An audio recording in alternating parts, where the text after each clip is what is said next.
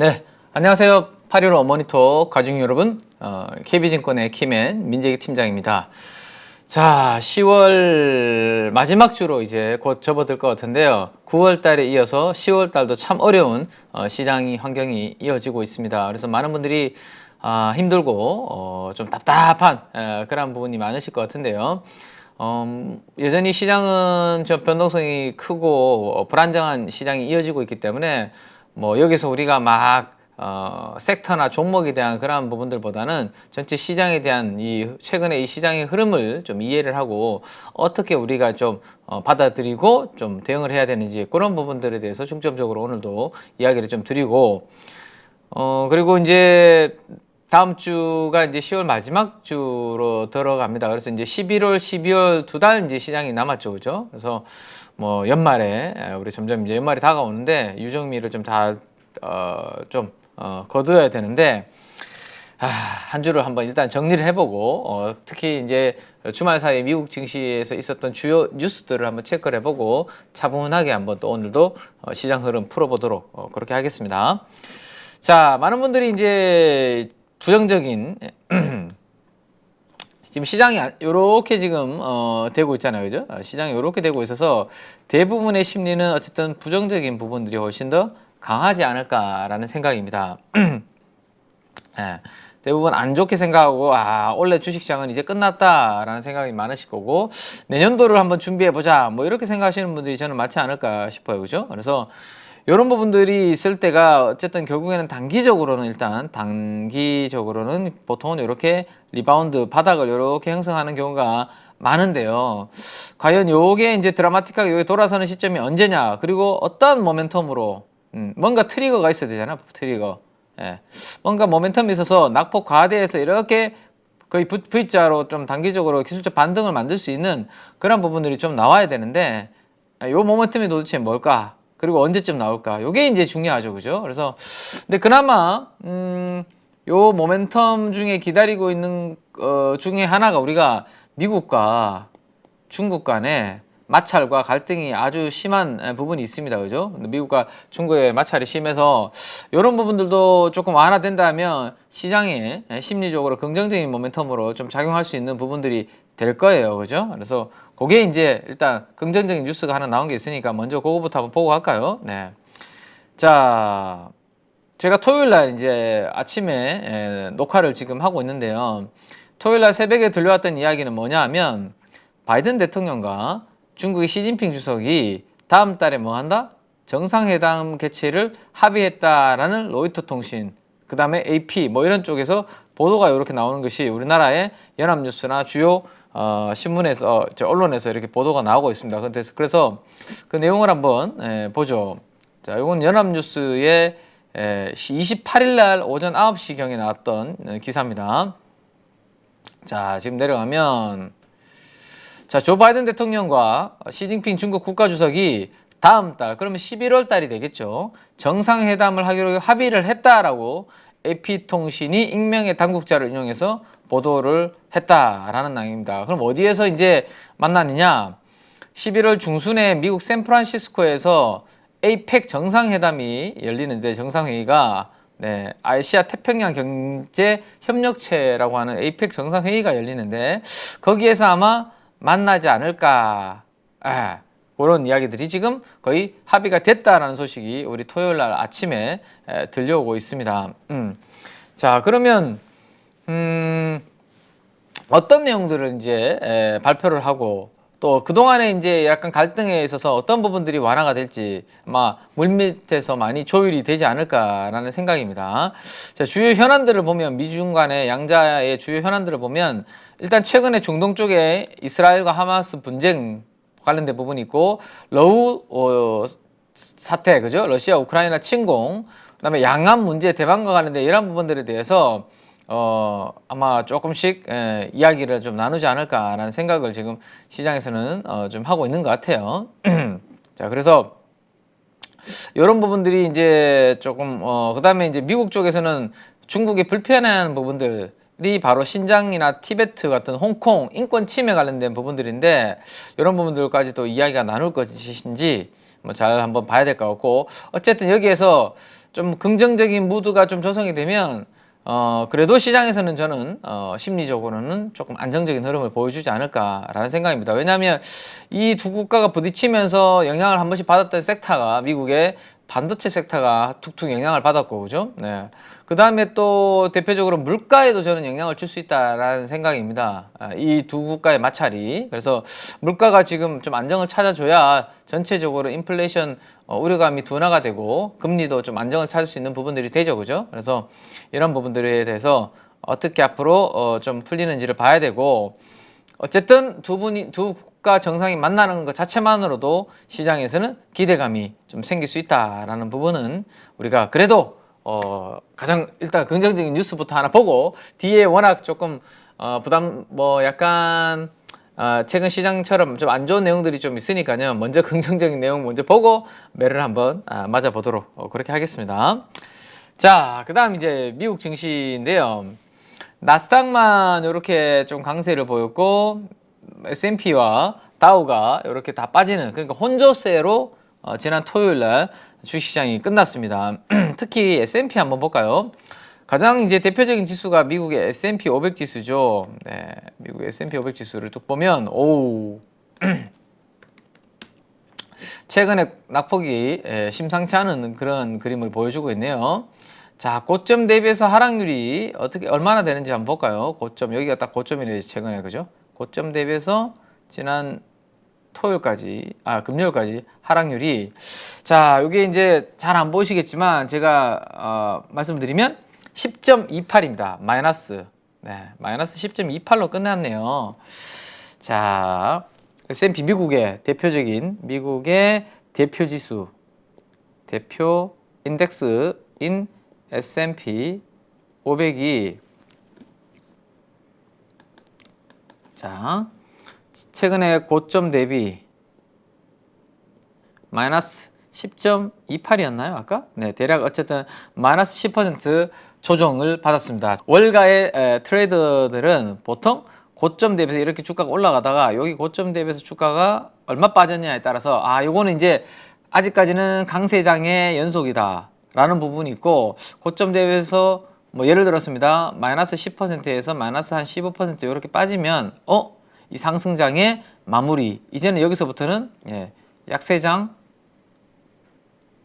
진입 신호다, 이렇게 보는 월가의 트레이더들도 많이 있습니다. 그래서 조정 영역으로 진입을 했다라는 그런 이제 평가가 주말 사이에 월가에서는 좀 나오고 있다라는 것을 보셔야 되고요.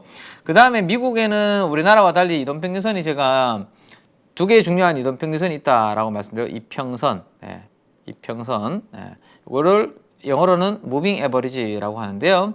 대표적으로 50일 이동평균선과 201 이동평균선을 이야기를 하고 있고, 저는 201 이동평균선이라는 것을 우리나라에도 적용해서 제가 201 이동평균선의 기울기가 이렇게 되느냐 아니면 이렇게 되느냐에 따라서 시장은 천지차이다, 우리가 취할 수 있는 전략은 아주 뚜렷하게 갈린다라는 말씀을 드렸습니다. 무슨 이야기냐, 201 이동평균선이 이렇게 우상향을 그린다는 것은 그 기업에 속한 섹터의 업황이 좋은 방향으로 가고 있다는 거고, 200의 이동평균선이 이렇게 우하향을 그린다는 것은 그 기업과 그 섹터의 업황이, 시황이 이렇게 우하향을, 안 좋은 흐름을 나타내고 있다라는 말씀을 드렸죠. 그래서 201 이동평균선이 우상향으로 그리고 있을 때 우리가 좀 적극적으로 투자를 해야 되는 구간이고, 201 이동평균선이 우하향으로 그릴 때 조금 조심해야 되는 부분이고, 자, 주가도 이게 이렇게 우상향을 그릴 때 주가가 이렇게 올라갔다가 내려오면 여기서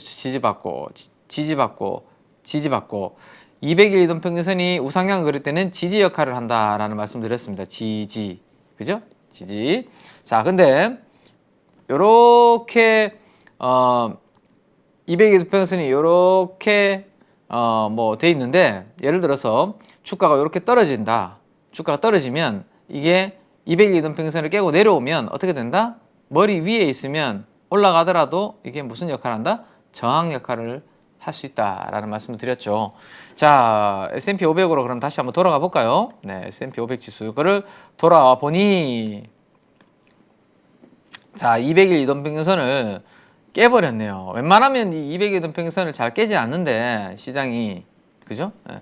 그러니까 상승장에서는 200일 이동평균선에서 지지를 보통을 받기 때문에 잘 깨지 않는 케이스가 많다. 그죠? 라고 말씀드렸는데 지금 보시는 것처럼 여기 초록색 선이 200일 이동평균선인데 이번 주에 여기에서 딱 지지받는다 하더니만 수목금 이렇게 음봉을 3개 연속 만들어 버리면서 이걸 깨버렸네요. 자, 그러면 다음에 우리가 생각해야 되는 파동은 뭐다? 이게 만약에 올라오더라도 여기 200일 이동평균선이 이렇게 만들어질 거 아니에요. 그죠? 여기가 저항이 될 수 있구나. 그럼 당분간은 4250이라는 여기가 S&P의 저항이 될 수 있구나라는 것을 생각을 하셔야 됩니다. 아시겠죠? 자, 그러면 이제 이렇게 한 단계 더 레벨 다운이 됐기 때문에 뭐 시장에 대한 밸류에이션도 아마 좀 하향 재조정이 될 수 있는 그런 부분들이 생길 수 있다라는 부분을 기술적으로도 염두를 좀 해두셔야 되고요. 펀더멘탈적으로도. 자, 그러면 이렇게 나스닥 외에 S&P와 다우가 이렇게 밀렸던 대표적인 이유는 뭘까? 자, 지금 화면에서 보시는 것처럼 퍼스널 스펜딩이 올랐다라는 게 있죠. 기대했던 것보다. 요즘 뭐 more than expected라는 게 상당히 여기 헤드라인 뉴스에 많이 나옵니다. 그죠? 경제, 미국의 그로스가 생각했던, 기대했던 것보다 높게 나왔네. 뭐 지금 보시면 개인 소비 지출이 생각했던 것보다 높게 나왔네. PC가 그죠? 물가가 또 높았네. 그죠? 이런 내용들이 금요일날 미국 시장에 좀 부담을 준 게 아닌가라는 생각입니다. 자, 그 중에서도 요거 한번 볼까요? 네, PC라는 거 한번 보시죠. PC, 예, 이게 뭐냐면 핵심 코어니까요. 핵심 PC 물가 지수라는 건데, 자, 이거가 중요한 이유는 연준이 통화 정책을 자, 금리를 여기서 뭐 덜 이제는 좀 멈출 거야, 덜 올릴 거야, 내릴 거야 이런 부분들을 결정할 때 참고하는 주요 지표 중에 하나가 바로 이 핵심 PC 물가 지수라는 거였죠. 그래서 요게 그러면 좀 내려와 줘야 이렇게 좀 내려와 줘야 인플레이션의 속도가 완화되는 모습을 보여줘야 연준이 그러면 통화 정책을 다시 조금 매파적이 아니라 비둘기적으로 그죠? 비둘기적으로 갈 수 있는 부분이 있을 텐데. 지금 보시는 것처럼 이렇게 하향 추세를 약간 그린 듯 하다가 위로 이렇게 총 튀어버리는 컨센서스 대비해서는 똑같이 나오긴 했지만 어쨌든 전월 대비해서 0.3% 오르면서 하나 둘 셋 넷 0.3이었고요. 하나 둘 셋 넷 4개월 만에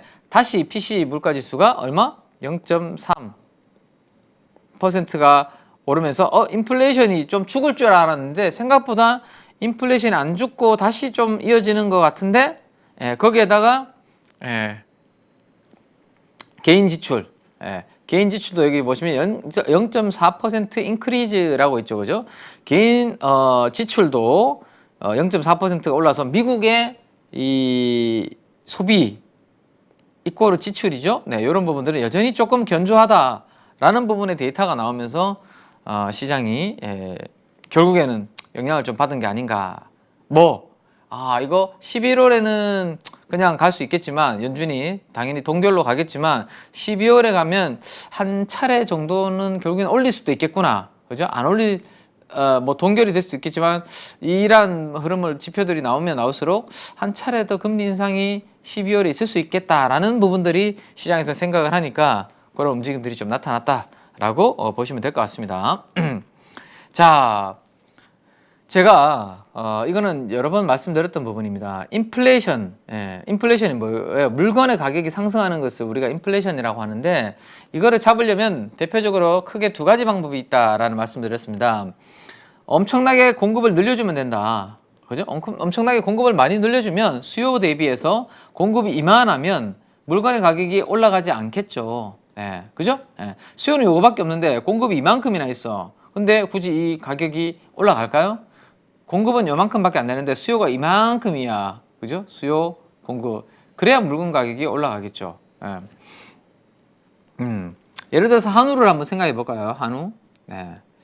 지금 럼프 스킨병이 최근에 뭐 이슈가 되고 있잖아요. 우리 한우의 소의 피부에 뭔가 뭐 두드러기가 발진이 생기고 막 이런 부분들이잖아요. 그죠? 근데 이렇게 해서 예를 들었습니다. 이거는 원래는 이렇게 수요와 공급이 이렇게 있다가 요게 수요고 요게 공급인데 만약에 한우가 잘못돼 가지고 공급이 이렇게 쪼그라들어 버리면 그죠? 이렇게 쪼그라들어 버리면 수요는 근데 이거 찝찝한데 저거 먹어도 되겠어? 뭐 이런 생각들을 예를 들어 한다면 수요는 요만큼만 줄어들어.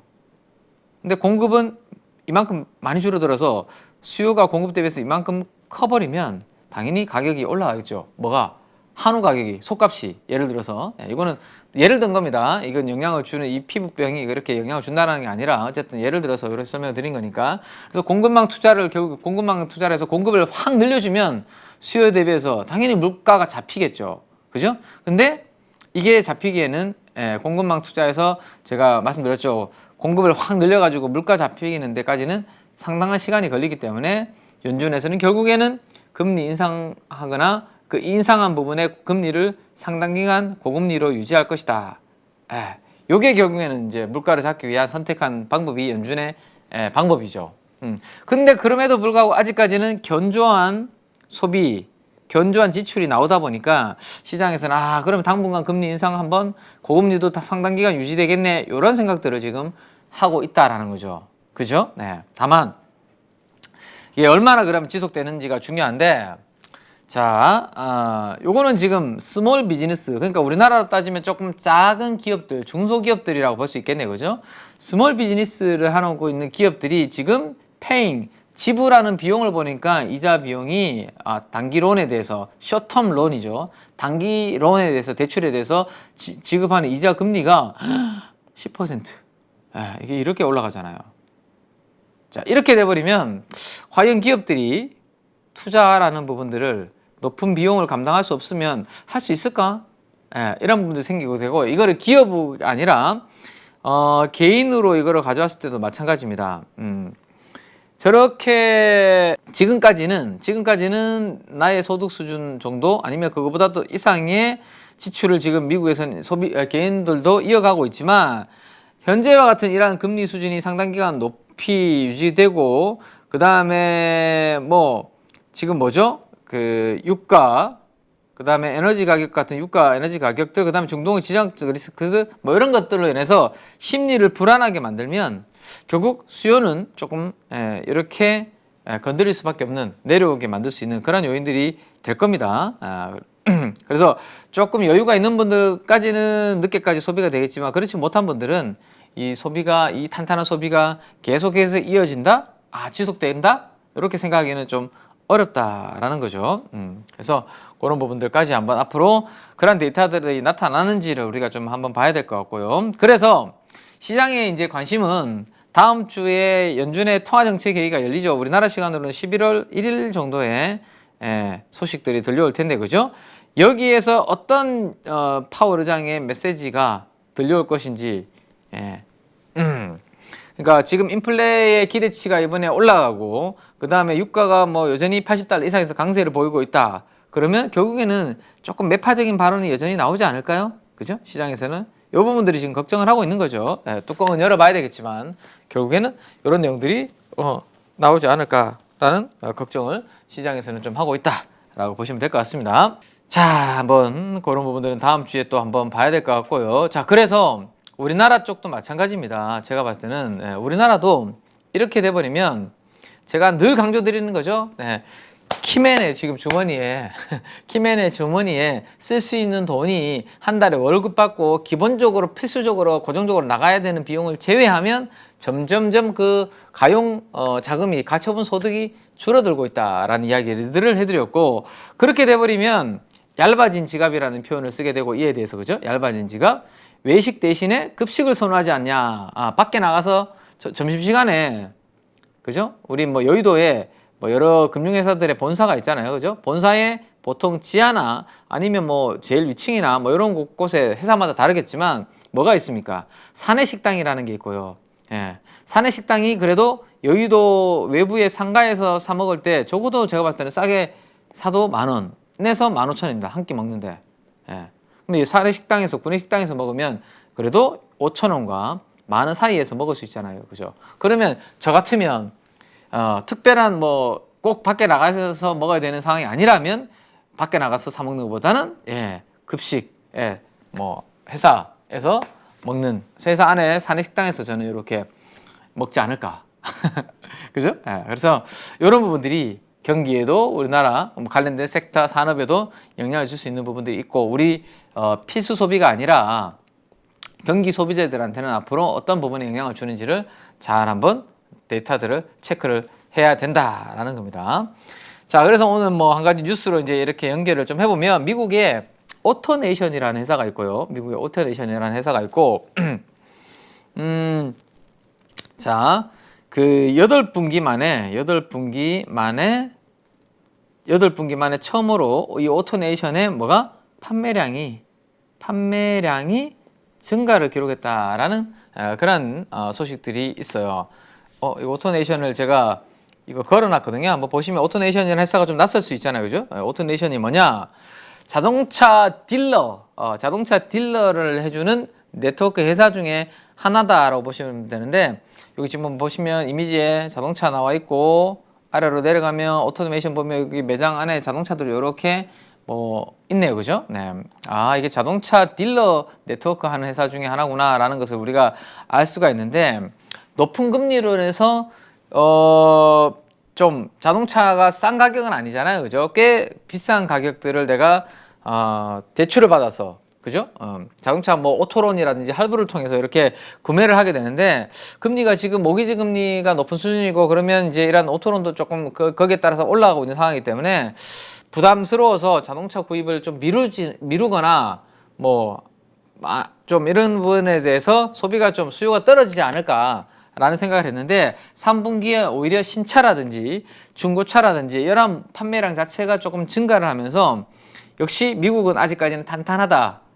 근데 이것도 이란 이자를 감당할 수 있는 어느 정도 좀 여유가 있는 분들이 아마 소비가 이루어지는 게 아닌가라는 생각을 저는 하고 있다라는 말씀 드렸는데요. 이 카바나라든지 이 회사 말고 오토메이션 말고 뭐 카맥스라든지 중고차 딜러 업체들이 앞으로 실적도 어떻게 나오는지를 우리가 보면서 자동차에 대한 수요는 계속해서 체크를 해나가야 되지 않을까라는 생각입니다. 왜냐하면 저는 자동차는 어쨌든 키맨의 생각에는 대표적인 저는 경기 소비재라고 생각이 됩니다. 작게는 2,3천만 원에서 그죠? 많게는 5천만 원에서 1억 정도가 이렇게 자동차 하는데 이거를 제 돈 주고 사기보다는 보통은 금리라는 것을 할부를 이용해서 사는데 이렇게 고금리가 이렇게 높은 수준에서 유지되는데 과연 이 수요가 탄탄하게 유지가 될 수 있을까라는 퀘스천을 저는 항상 이 자동차 업종을 가지고 있거든요. 그래서 최근에 실적이 좀 잘 나와도 그죠? 실적이 양호하게 나왔음에도 불구하고 국내 자동차 회사들의 주가는 현대차 먼저 볼까요? 현대차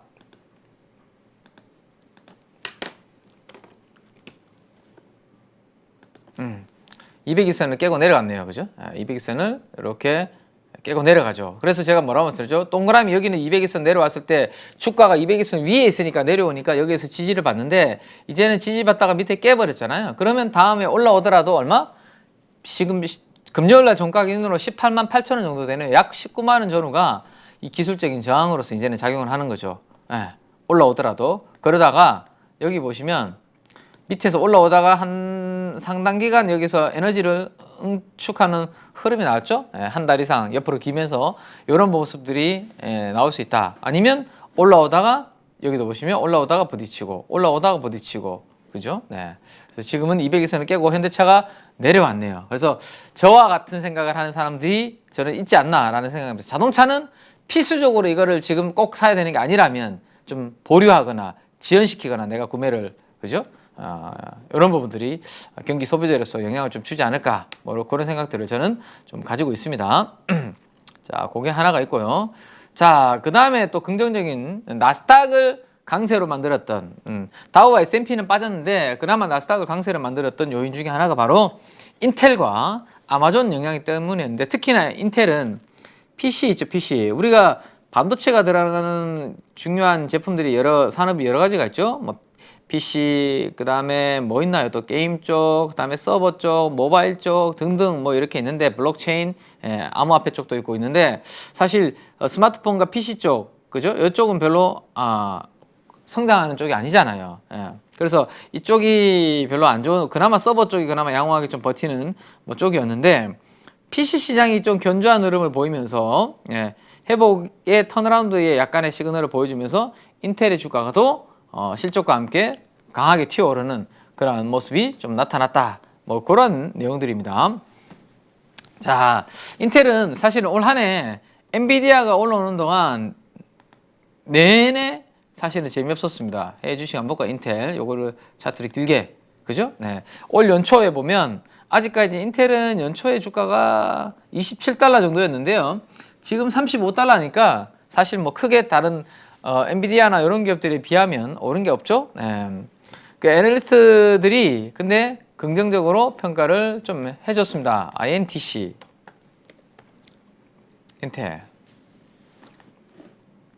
자, 인텔을 조회하면 밑에 이렇게 내려가면, 예, 그 기관 투자가들의 이 회사에 대한 그 평가를 우리가 볼 수 있는데요. Today라고 되어 있는 부분에 액션 업그레이드라고 되어 있습니다. 그죠? 그래서 보면 목표 주가를 27달러에서 33달러로 이렇게 상향 조정하는 이런 부분들인데 지금 주가보다는 여전히 아직은 낮네요. 그죠? 네. 어쨌든, 예.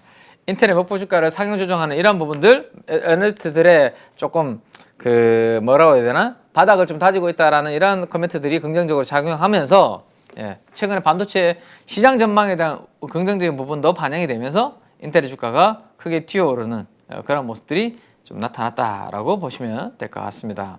그나마 이게 나스닥을 좀 강세로 움직였고 반도체에 관련된 섹터를 긍정적으로 만들었던 부분이다라고 보시면 될 것 같네요. 네. 자, 그래서 지난번에도 이렇게 두 개의 음봉이 터지고 이렇게 두 개의 음봉이 터지면 그 음봉의 시가가 돌파하기 어려운 저항이다라는 말씀드렸는데 아직까지는 거기를 돌파한 상황은 아니지만 여기 보시면 떨어질 때 뭐가 지지를 받나요? 여기 200일 이동평균선이죠.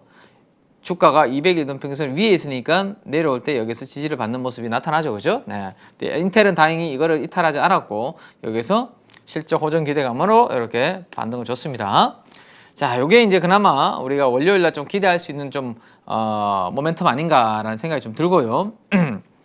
그 다음에 이제 그 애플 이야기를 잠깐 한번 들어보면 아이폰이 신작이 나왔는데 아이폰 15가 나왔는데 뭐 수요에 대해서는 엄청나게 뭐 긍정적인 폭발적인 그런 부분들은 좀 없다라는 평가가 좀 있죠, 그죠? 예. 또 하나 근데 좀 부정적인 이슈가 생겼다라는 겁니다. 뭐죠 이게? 무역위원회가 애플워치에 대해서 특허 침해로 인해서 잠정 수입 금지 뭐 이런 내용들이 나오고 있습니다. 그러니까 애플워치의 특허 침해, 특허를 침해했다는 이런 뉴스가 나오고 있는데 애플이 이제 법적 대응에 당연히 이제 나서겠죠. 나서니까 그러면 당분간은 애플워치를 계속 판매할 수는 있겠지만 어쨌든 애플한테서 최근에 계속 뭔가 이 잡음들이 노이즈가 계속해서 이렇게 나오고 있다라는 부분은 애플의 주가에는 뭐 어쨌든 조금 뭐 좀 가볍지 못한, 그죠? 주가를 가볍게 만들기 어려운 그런 부분들이 만들어지네요. 자, 애플 한번 보세요. 최근에 계속 고점과 고점이 낮아지고 저점과 저점이 좀 낮아지는 그런 흐름을 보이면서 최근에 200일선을 이렇게 또 이탈하는 그런 그림이 애플도 좀 나타나고 있는 모습이네요. 네. 시가총액 1위 애플이 좀 움직여줘야 뭐 시장의 지수도 좀 연동을 줄 수 있는데 그 부분이 좀 살짝 아쉬운 부분이 있는 것 같습니다. 자, 그 다음에 아마존 쪽 한번 볼까요? 아마존도 이제 인텔과 함께 지난 금요일 날 미국 시장의 주가를 끌어올린 그런 부분이 있는데 실적 발표 이후에 어닝을 발표한 이후에 주가는 클라임 올랐다라는 겁니다. 하지만 AWS 이건 뭐죠? 클라우드 쪽이죠. 클라우드는 그냥 그렇다 라는 의견입니다. 분위기가. 자, 그래서 아마존이 실적이 어쨌든 호실적이 나왔고요. 호실적이 나왔고 AWS가 그래도 선방을 했다라는 겁니다. 이게 뭐죠? 우리 클라우드 서비스 쪽인데 별로지 않겠어 라고 했는데 그나마 선방을 하면서 앞으로는 좀 더 나아지지 않겠어 이런 부분들이 좀 만들어지면서 주가 흐름이 괜찮았다라고 보시면 될 것 같아요. 자, 4분기가 뭐예요? 4분기에 보통 우리 막 쇼핑 시즌 아닙니까? 쇼핑 시즌. 성수기죠. 쇼핑 시즌의 성수기. 미국인들은 아직까지는 지출이 견조하다라는 말씀 드렸는데 여기에서 좀 견조한 데이터가 나오면 이 아마존은 그래도 성수기에도 실적이 견조하게 나오면서 양호한 그런 흐름이 나올 수 있지 않을까. 뭐 그런 부분들을 우리가 한번 생각해 볼 수 있는 포인트다라는 것까지 한번 보고요. 자, 그 다음에 또 하나 이제 미국 시장에서 약간 센티적으로 안 좋았던 부분은 이분이 월가의 황제라고 불리는 제이미 다이먼, JP 모건의 CEO인데요. 이분과 그의 가족들이 뭘 했다? 주식을 100만 주 가량 매각할 계획이다. 이거는 별로 안 좋은 이야기입니다. 그죠? 대주주가, 최고 경영자가 주식을 판다? 무슨 이유가 있겠지만 세금 내는 거 등등 여러 가지 이유들 뭐 나오죠, 나중에 보면. 근데 어쨌든 매각한다라는 것 자체라도 장이 강세장일 때는 안 그렇겠지만 이렇게 장이 안 좋을 때는 센티적으로 부정적으로 작용하는 경우가 많고, JP모건이 그리고 회사를 이제 떠날 수 있다라는 이야기를 하면서 JP모건도 뭐 주가도 약간 슬로우한 그런 모습을 보였습니다. 그래서 이런 것들이 전체적으로 미국 시장의 중요한 흐름이었다라고 보시면 될 것 같고요. 자, 지금부터는 빨리빨리 하나 정리를 좀 해드리면, 어쨌든 주식 시장을 볼 때 우리가 이 세 가지 요소들을 당분간 계속 체크를 해야 된다라는 말씀을 드렸고, 지난 주말까지 미국 하이힐드 스프레드를 그려보니까 데이터를 받아서 그려보니까 조금 쉬는 듯 하더니만, 그죠? 이번 주 초에 그랬잖아요, 그죠? 약간 하이힐드 스프레드가 약간 쉬는 듯 하더니만 다시 이렇게 위로 튀어버렸습니다. 여전히 불안한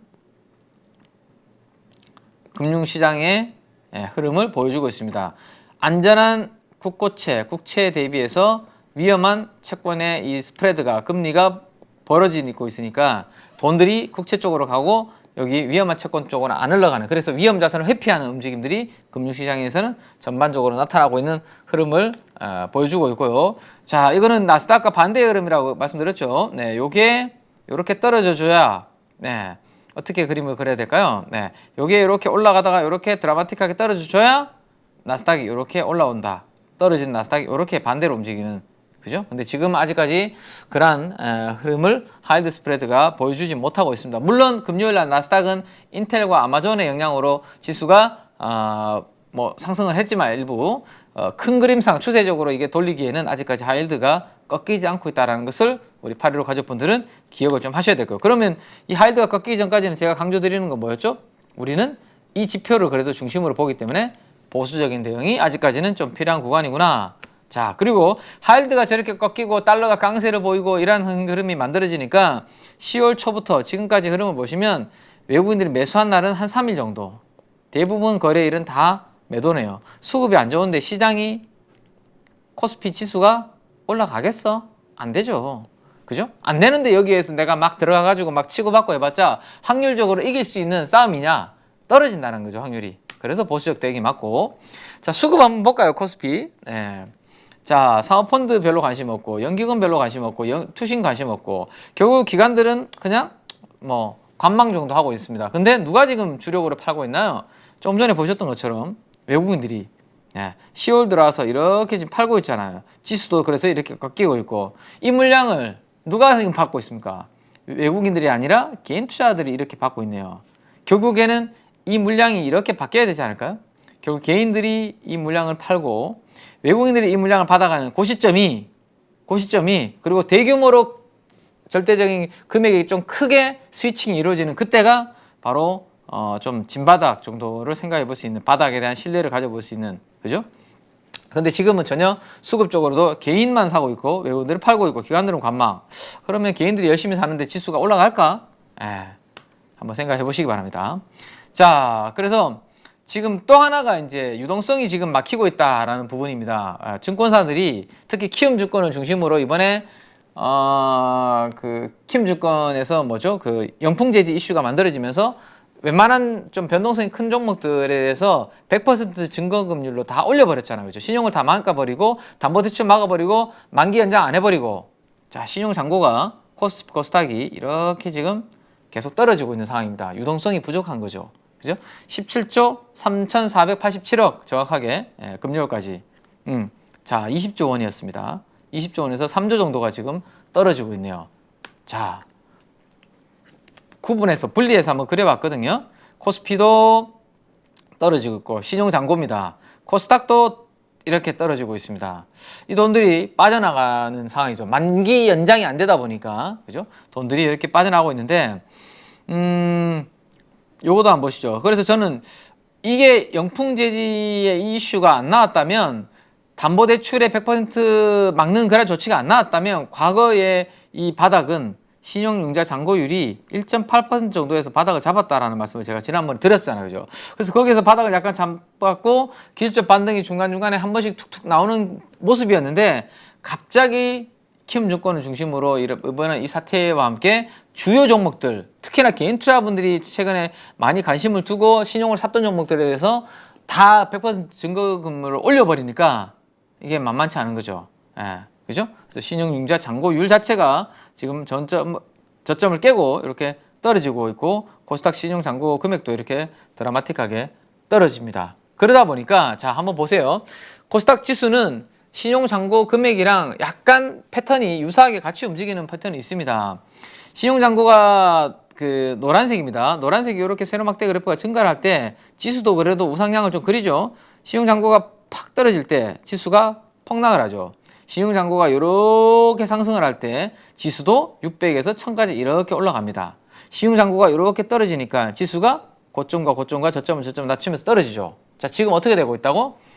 올라가던 신용잔고가 노란색이 지금 떨어지고 있다. 그럼 당연히 코스닥 지수에 이렇게 영향을 줄 수밖에 없는 수급적으로 상당히 우리한테 불리한 유동성이 불리한 환경이 만들어지기 때문에 밸류에이션도 고퍼를 줄 수가 없는 유동성이 풍부해야 뭐 고밸류를 주거나 뭐 할 게 있죠. 그죠? 유동성이 지금 말라가고 있는 상황에서 고객 예탁금 제가 업데이트를 해왔는데 한번 보시죠. 고객 예탁금도 이렇게 55조에서 60조 원 있던 게 고객 예탁금도 이렇게 지금 떨어지잖아요. 예, 근데 신용융자 잔고까지 떨어지고 유동성이 말라가고 있는 만만치 않은 그런 상황입니다. 자, 거기에다가 공매도 지금 관련해서 이슈가 상당히 많은데 공매도 잔고 금액과 그 다음에 코스피 종가의 관계를 한번 보시면 이것도 좀 신기하죠, 그죠? 공매도 잔고 금액이 이렇게 올라갈 때 코스피도 올라가고 공매도 잔고 금액이 좀 주춤하면 코스피도 주춤하고 그죠? 약간 뭐 그런 모습이 보이네요. 공매도 잔고가 최근에 떨어지면서 지수도 약간 이렇게 떨어지는 모습이 좀 있네요. 청산이 좀 되고 있는 것 같습니다. 쇼커버. 자, 그러면서 이제 결국에는 이렇게 주가가 떨어졌을 때 버틸 수 있는 것은 뭘 보는 거예요? 밸류에이션이라는 것을 이제 시장에서는 보게 되죠. 야, 그래도 이 정도까지 떨어졌으면 좀 싼 거 아니야? 그죠? PER로도 보고요. 자, PER로도 안 되면 이제 자산가치. 왜냐하면 PER은 E가 이익이잖아요. 어닝은 경기에 따라서 이렇게 변동성이 있기 때문에 조금 이걸로 보기에는 불안정한 모습이 있죠. 그래서 PBR, 북밸류로 가지고 보죠. 자산가치는 그렇게 왔다 갔다 크게 움직이지 않으니까. 자, 지금 보고 계시는 것은 PER입니다. 우리나라 코스피 기업들의 실적 추정치 앞으로 12개월 후에 돈을 벌 거야 못 벌 거야 라는 것과 함께 보는 PER인데 이 노란색이 EPS예요. 앞으로 12개월 후에 코스피 기업들의 이익이 어떻게 될 것이냐. 최근에 떨어지고 있어요. 야, 그러면 PER의 공식이 제가 어떻게 된다고 말씀드렸죠? P가 이렇게 잘라서 위로 올라가고 밑에 E가 이렇게 내려온다고 말씀드렸는데 E가 떨어지네. 그러면 보통 이게 올라가야 되잖아요. 분모가 떨어지니까. 근데 주가가 더 빠른 속도로 지금 떨어지잖아요. EPS 떨어지는 것보다. 그죠? 그래서 퍼가 얼마까지 떨어졌냐? 여기에 12죠, 10. 10배 아래로 떨어졌어요. 9.84배인가? 아무튼 10배 아래로 우리나라 코스피가 떨어졌다라는 겁니다. 작년 하반기 요맘때쯤에 우리나라 코스피는 9배에서 10배까지 떨어졌네요. 지금 보시면. 그죠? 지금도 약간 그러한 가능성이 좀 열어둬야 되지 않을까. 저 정도까지 떨어지면 또 그러면 이게 코로나 때가 8.1배였는데 그거를 이제 극단적인 값을 제외하면 그래도 한 9배, 10배, 그죠? 9배 정도까지 가면 얼추 이 PER로 밸류에이션 메리트는 있는 거 아닌가 뭐 이런 이야기들이 막 나올 겁니다. 자, 그 부분 한번 참고하시고 그다음 제가 지난 그 후반에 PBR 말씀드렸던 거죠. PBR. PBR로는 0.8배 정도까지 떨어졌다라는 말씀을 드렸습니다. 그래서 2010년도 이후에 PBR이 0.8배가 그래도 지지력 역할을 해왔기 때문에 여기에서는 지지 역할을 좀 해주지 않을까라는 기대감이 있을 거지 무조건이라는 건 아니에요. 이게 무조건이면 이 2020년에도 PBR 0.8배에서는 지지받았어야지. 근데 2020년 코로나 3월 달에 이게 PBR 0.6배를 이탈했다가 순간적으로 올라왔어요. 그럼 이거도 0.8배가 무조건 바닥이라고 볼 수는 없지만 그래도 0.8배까지 떨어지면 시장에서 아, 밸류는 이제 좀 싼 구간으로 들어갔구나라고 생각하는 분들이 생길 수 있다라는 정도만 참고를 하는 거지 무조건이라는 건 없어요. 네, 그래서 0.8배. 그래서 어디에서 뭔가 그러니까 싸긴 싼데 뭐가 모멘텀과 트리거가 나와야 되는데 그게 어떤 게 그리고 얼마나 언제 나오는 게 중요한 거죠. 공매도를 금지한다든지 예를 들어서 저는 2000 지금 300선 깨졌다 2300선 회복했나요? 한번 볼까요? 잠깐만 갑자기 헷갈리네요. 예, 2300선 겨우 회복했죠? 저는 2200선을 깨면 저는 공매도 한시적인 또 공매도 금지 한시적으로라도 금지하는 조치가 저는 정부에서 나오지 않을까 금융당국에서 왜? 이제 조만간에 몇 개월 뒤에 가면 뭐가 있죠? 선거가 있잖아요. 우리나라에 선거가 있다고요. 예. 우리나라 주식 인구는 계좌를 가지고 있는 인구는 1,500만 명 정도가 됩니다. 예. 이 중에서 주식하는 인구들은 이거보다 좀 당연히 적겠지만 어쨌든 자 여기가 뭐가 있죠? 결국에는 표심이 여기 있을 것이고 주식이 계속 속락하도록 내버려 둘까요? 저는 그렇게 생각하지 않습니다. 예. 그래서 저는 그 라인이 한 2200 정도가를 라인이 되지 않을까 싶어요. 2200을 깨면 2000선도 위험하다라는 뉴스가 신문에 계속 특필되면서 막 헤드라인이 막 나오기 시작하겠죠. 그러면 정치권에서는 야 공매도 금지해야지. 안 그러면 우리 선거에서 질 수 있어. 이런 이야기들이 나오지 않을까요? 네. 자, 그래서 결국에는 여기가 2200선. 여기가 그런 역할을 좀 만약에 여기서 더 떨어진다고 했을 때 2200선 이탈해서 작년 하반기 정도까지의 흐름이 나타나면 뭐 그런 부분 나올 수 있을 거고 어떤 가격적으로는 지금 작년 하반기부터 올라왔던 상승 사이클에 지금 60% 이상 되돌린 구간이기 때문에 가격적으로는 좀 마무리할 수 있는 그런 구간 아닌가 싶고요. 자, 지난주 금요일에도 지난 금요일이죠. 지난 금요일 어제 이번 주 금요일에도 사실 아침에 지수는 코스닥이 2%까지 이렇게 막 올라갔었어요. 올라가다가 밀려버렸잖아요. 그죠? 그렇게 올라갈 수 있는 이유가 제가 말씀드렸죠. 이 코스닥 하락 종목 비율이 90% 이상 되고 금융위급으로 움직임이 나타나면 지수가 그래도 이렇게 반등이 이렇게 탁탁 나오는 구간이었기 때문에 그죠? 이렇게 이번에도 그 정도까지 주가는 빠져 있는데 뭐가 트리거 역할을 하느냐 뭐의 모멘텀이 나오냐 그런 부분들이 중요하다라는 말씀드렸습니다. 그래서 단기적으로 가장 많이 빠졌고 이쪽에서 수급에 이 손바뀜이 일어나고 있는 2차 전지 쪽에서도 반등이 좀 나올 수 있을 수 있다라는 말씀을 제가 드렸죠. 그래서 일부 종목들이 2차 전지 관련주들이 좀 움직임이 좀 나왔다가 약간 상승폭이 좀 축소되는 그런 부분들이 좀 있었는데요.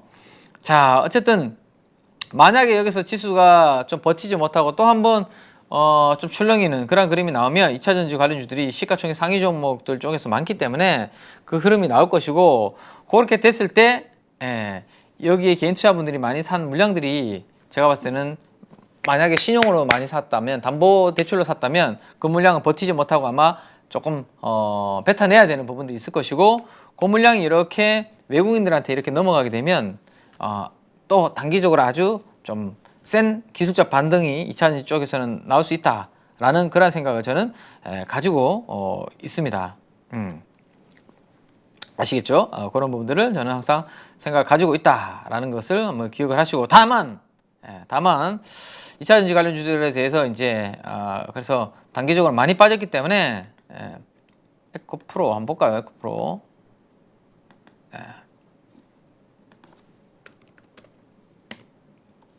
자, 금요일에도 한 5%까지 오르다가 5%까지 오르다가 상승폭을 좀 축소해서 2%로 끝났는데요. 제가 노란색으로 이렇게 그려놓은 요 정도 부분으로 이제 근접하기 때문에 뭐 어느 정도 좀 지지력을 보여줄 수 있다. 특히나 이제 60만 원 아래 55만 원과 60만 원 구간 사이 여기가 탄탄한 뭔가 좀 지난번에 여기처럼 그죠? 작년 올해 5월달, 6월달 초 그 구간이기 때문에 거기에서는 좀 지지력을 좀 보여주지 않을까 뭐 그런 말씀 드렸는데요. 떨어지더라도 문제는 가족 여러분들께서 그러면 60만 원 아래에서 다시 120만 원 그 다음에 150만 원까지 이렇게 갈 수 있느냐 이런 부분들에 대한 이제 생각을 좀 하셔야 되는데요. 저는 단기적으로 단기로 낙폭 과대에 따라서 반등이 나올 수 있다. 환경이 조성이 되면 나올 수 있다라는 생각이지 전고점을 돌파하는 추세적 상승으로 아직까지는 보지는 않습니다. 네, 그 이유를 잠깐만 제가 또 설명을 좀 드리면 최근에 뭐 내용들 나오는 거 보면 다 GM도 그렇고 제가 지난번에 말씀드렸던 것처럼 향후에 전기차에 대한 뭐 약간 생각했던 생산 속도를 조절한다는 이야기가 나왔죠. 요게 하나 좀 이슈가 있고, 두 번째는 GM에서도 향후 전기차의 LFP를 배터리를 채택을 한다라는 그런 뉴스들이 좀 나오고 있습니다. 이거 생각했던 것보다 우리가 생각했던 거는 아니 성능이나 이런 것들 대비해서 당연히 NCM이나 NCA라든지 3원계 좀 쓰지 않겠어, 그죠? 이렇게 우리는 많은 분들이 생각하고 있었는데 하나씩 LFP의 이 좀 뭐야 되나 채택이 조금씩 늘어나고 있는 부분이에요. 그래서 이거는 우리 국내에서 우리 2차전지를 좋아하시는 투자분들이 생각했던 시나리오를 약간 비껴나가는 그런 내용들이 지금 계속해서 나오고 있는 거죠. 근데 특징이 뭐냐면 LFP와 NCM 등의 3원계의 특징이 뭐냐 하면 NCM은 무조건 대부분 전기차 배터리용으로만 자동차용으로만 사용을 해야 되는데요. LFP는 뭐죠? 이거는 제가 ESS에서도 사용할 수 있는 다양한 부분이 있다라고 말씀드렸죠. 그래서 ESS에서도 LFP, 전기차에서도 LFP의 이 점유율을 조금씩 내주게 되면 생각했던 것보다 우리의 3원계 시장이 약간 점유율이 떨어질 수 있는 그런 부분도 있을 수 있다는 것을 생각을 하셔야 돼요. 다들 자꾸 많은 분들이 7월 26일 이후로 제가 전기차 2차전지에 대해서는 쌍봉의 흐름이 될 수 있으니 보수적으로 좀 보자라는 말씀을 드렸을 때 대부분 제 말씀을 조금 불편하게 느끼시는 분들이 많으셨고, 저에 대해서 네가 뭘 한다고 뭐 이런 이야기 하시는 분들 많았지만 결국에는 고점 대비해서 지금 다 반토막 60% 이상 마이너스 빠졌잖아요. 혹시라도 제 생각을 조금이라도 공감하셨다면 차라리 위에서 좀 팔고, 그죠? 밑에서 샀으면 얼마나 좋아요. 지금 사면 그래도 여기서 산 것보다는 훨씬 더 편안하고 안정적이잖아요. 만약에 이게 돌아서면 수익 내고 팔 수도 있는데 여기서 샀다면 올라가더라도 본전이에요. 그죠? 본전 가려면 한참 멀었고, 예를 들어서 올라가더라도 본전이에요. 근데 최근같이 고점 대비해서 이제 한 60% 빠졌던 가격에서 사면 조금만 시장이 좋아져서 분위기 좋아져서 만약에 여기서 더 떨어지다 하더라도 돌아서면 그래도 수익 내고 나올 가능성이 높은데, 확률이 높은데 아무 생각 없이 그냥 그러니까 긍정적인 생각만 가지고 업황을 생각 안 하고 최근에 2차전지 쪽에 환경을 생각 안 하고 2차전지는 무조건 고성장이야 라고 해서 높은 가격에서 밸류에이션 생각 안 하고 사버리면 올라오더라도 본전 오는데 이거는 내가 한참 마음고생하면서 기다려야 될 수 있다는 거죠. 그래서 저는 이왕이면 내가 주식 투자하는 것은 마음고생 안 하고 좀 편안하게 수익 내서 내가 행복하게 살려고 주식 투자하는 거잖아요. 근데 왜 이런 부분들을 생각 안 하고 그냥 무턱대고 아무 이야기나 듣고 사서 이렇게 고생을 하느냐, 저는 그게 좀 안타깝다라는 말씀을 드리는 거죠. 그래서 이번에도 저는 2차전지에 대해서 좋은 타이밍을 항상 이제 저는 좋게 보고 항상 나쁘게 보고 이런 건 아니거든요, 저는. 그래서 좋게 볼 때는 좀 좋은 사이클일 때는 이거는 이제 괜찮을 것 같다라고 해서 또 수익 낼 수 있으면 수익 내고 이건 좀 조심해야 될 것 같다면 좀 피해 있고, 이렇게 유연하게 해야지 무조건 이거 좋을 거야, 무조건 나쁠 거야, 이거는 앞으로도 우리는 계속 조심해야 되는 그런 부분들이에요, 가족 여러분들. 자, 이번에 2차전지 관련주들 실적 발표되는 거 보셨죠? 영업이익 대부분이 반토막. 2차전지 소재업체들 뭐죠? 일단 어닝 쇼크 이런 기사들 대부분 보셨죠? 근데 아직까지 MS 경쟁에서 엄청나게 우리나라의 소재업체들이 2차전지 관련 종목들이 밀린 것도 아닌데, 그죠? 아직까지 그런 상황도 아닌데도 불구하고 지금 컨센보다 이익이 반토막 나면서 어닝 쇼크 이야기 나면서 주가가 막 폭락하는 그런 그림들이 만들어졌잖아요. 근데 여기에서 나오는 내용들이 대부분 뭐예요? 결국 원재료 가격이 제가 7월 26일부터 계속 말씀드렸던 부분이죠. 원재료 가격 하락으로 인해서 판가가 떨어지면서 수익성이 악화가 되는, 그래서 당연히 영업이익이 감소가 불가피한 이런 환경이기 때문에 이왕이면, 그리고 고밸류에이션을 지금 줄 수 있는 환경이 금리가 높은 구간이 아니기 때문에 일단 보수적으로 했다가 주가 좀 빠져서 편안한 위치가 오면, 밸류가 좀 싸지면 그때 사면 되잖아요. 그죠? 그리고 이게 업황이 이렇게 돌아서는 흐름이 좀 나오면, 그죠? 그게 앞으로 우리가 좀 봐야 되는 그런 부분이다. 자, 이게 시클리컬에서 주로 나오는 이야기예요. 시클리컬 업종에서. 시클리컬에서 뭐냐면 유가가 떨어지면 원재료 가격이 하향해서 제품 가격이 이렇게 떨어지니까 이거 안 좋다. 이게 어디예요? 보통 정유화학 섹터, 그죠? 이런 내용 아닙니까? 그 다음에 또 뭐예요? 시클리컬 중에 대표적인 게 철강이 있죠. 철강은 뭐죠? 우리가 철강은 철광석이라는 걸 가지고 고로에서 이제 만드는데, 샘물을 녹여서, 자, 철광석 가격이 떨어진다. 야, 원재료 가격 떨어지네. 철강 가격 떨어지는 거 아니야? 그래서 철강주들 이익 하향 조정하고 철강주 주가 빠지고요. 이런 것들하고 비슷한 게 결국에는 2차전지도 2차전지라고 해서 특별한 게 아니라 얘네들도 이런 거랑 똑같은 흐름이라는 거죠. 그죠? 그래서 전기차라고 해서 뭐 특별한 게 있냐? 그냥 자동차예요, 자동차. 그죠? 그냥 운송 수단일 뿐이다. 고금리에 지금 2차전지 내연차 대비해서 떨어지는 이런 이제 뭐 불편함들, 편리함 이런 부분들을 생각한다라면 2차전지에 대해서 저는 아직까지는 조금 보수적입니다. 다만 단기적으로 개인 투자분들이 많이 샀던 부분들이 외국인들한테 좀 넘어가고 밸류가 조금씩 지금 싸지고 있고 주가가 좀 빠졌기 때문에 뭔가 모멘텀만 딱 생기면 단기적으로 기술적 반등은 좀 나올 수 있는 뭐 그런 환경 정도, 뭐 그렇게만 저는 일단은 생각을 하고 있고, 제가 추세적으로 뭔가 앞으로 돌아설 것 같다라는 생각이 좀 바뀌게 될 때는 여러분들한테 또 긍정적인 이야기를 또 해드릴 거니까 그 부분 좀 참고하시기 바라고요.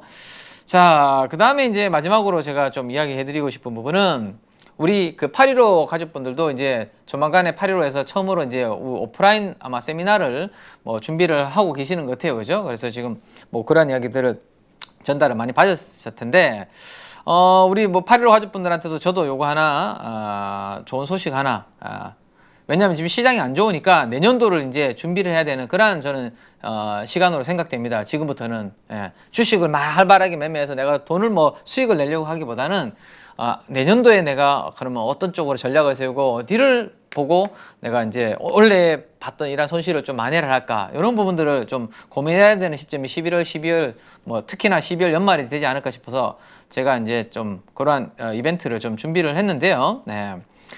저는 이제 원래 대구, 대전, 부산 뭐 이렇게 부산을 시작으로 부산, 대전, 대구 이렇게 좀 순회 콘서트, 투자 콘서트를 제가 했습니다. KB증권 프라임클럽 가족분들을 대상으로 했는데, 대미의 마지막 장식을 서울에서 하려고 지금 준비를 하고 있고요. 좀 행사를 저는 크게 좀 생각을 하고 있습니다. 우리 8.15는 500분 정도 이렇게 이번에 이렇게 신청받아서 하시는 걸로 제가 들었는데, 저는 그 2배로 1000분을 코엑스 오디토리움이라는 여기 콘서트장, 행사장이 있거든요. 여기에서 12월 9일 날 한 3시간에서 한 3시간 반 정도 행사를 생각을 하고 있습니다. 저희 프라임 클럽을 가입하신 고객분들을 대상으로 행사를 하려고 하고 있고, 아주 시황 테마를 잘 읽는 우리 저희 회사의 연구원님, 그 다음에 엔비디아와 테슬라를 핵심적으로 잘 분석하시는 또 리서치 분, 또 외부에, 그리고 또 저를 비롯해서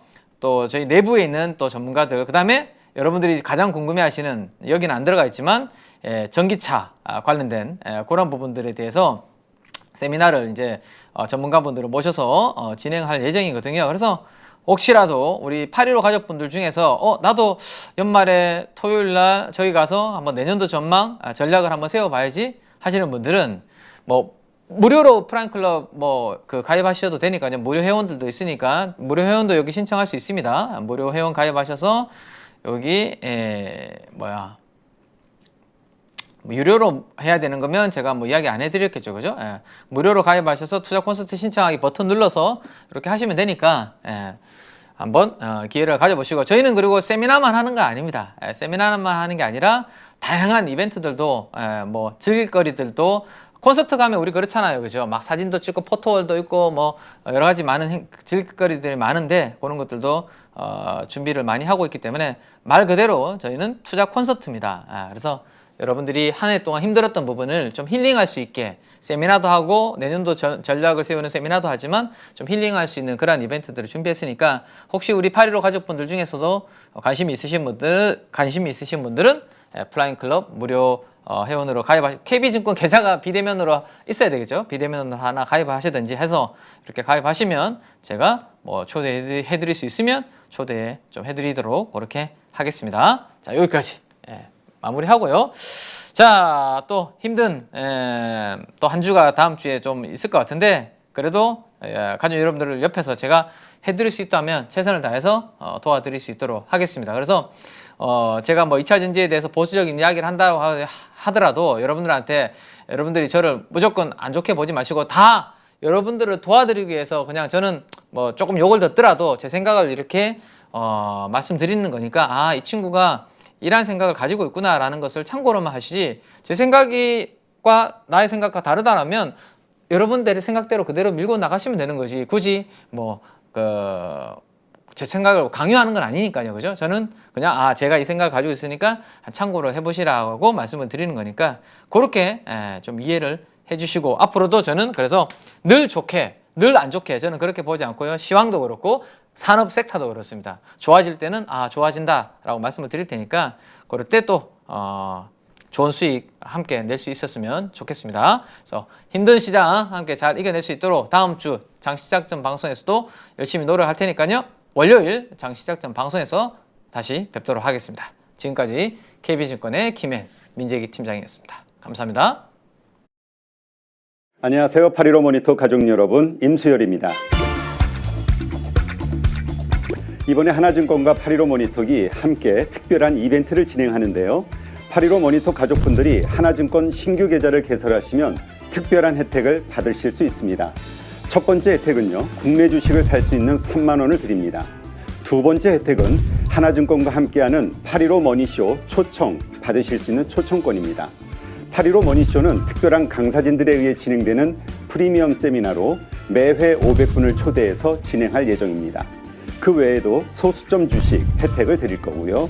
하나증권 계좌를 처음 만드는 분이라면 누구나 신청 가능하십니다. 이제 혜택 받는 방법 알려드리죠. 영상 하단부 더보기란에 기재된 링크를 통해 신청하시면 됩니다. 반드시 더보기란 링크를 통해서 계좌를 개설해야 이 혜택을 받을 수 있으니 유의해 주시기 바랍니다. 하나증권과 8.15 모니터기 함께 주식으로 하나 되다. 8.15 모니터 가족 여러분의 많은 참여 부탁드립니다.